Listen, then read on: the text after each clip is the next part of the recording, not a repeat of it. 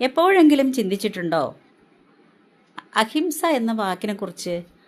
അഹിംസ എന്ന് പറയുമ്പോൾ ഭൂരിഭാഗം ആൾക്കാരും ചിന്തിക്കുന്നത്, നമ്മൾ ഭൂരിഭാഗം ആൾക്കാരും മനസ്സിലാക്കി വച്ചിരിക്കുന്നത്, അഹിംസ എന്ന് പറയുന്നത് ഒരു ജീവിയെയും കൊല്ലരുത് എന്ന് മാത്രമാണ്.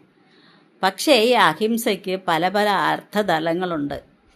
നമ്മൾ മനസ്സുകൊണ്ടോ പ്രവൃത്തി കൊണ്ടോ മറ്റൊരാളെ വേദനിപ്പിക്കുന്നത് അഹിംസയാണ്. നമുക്ക് വിരുദ്ധമായ ആഹാരങ്ങൾ നമ്മൾ കഴിക്കുന്നത് അഹിംസയാണ്. കൊല്ലുന്നത് അഹിംസ. ചിന്തിക്കുന്നത് പോലും അഹിംസ. അതായത് മറ്റുള്ളവർക്ക് ഒരു ദോഷം വരണം എന്ന് ചിന്തിക്കുന്നത് പോലും അഹിംസ. ജീവിതത്തിൽ ഉയർന്നു പോകുന്നവരെ കാണുമ്പോൾ സാധാരണ മനുഷ്യർക്ക് ഉണ്ടാകുന്ന ഒരു ചിന്തയാണ് അസൂയ എന്ന് പറയുന്നത്. അതൊരു അസൂയ എന്ന് പറഞ്ഞൊരു ഭാവം, അതും അഹിംസയാണ്. ഇതെല്ലാം അഹിംസയിൽ ഉൾപ്പെടും.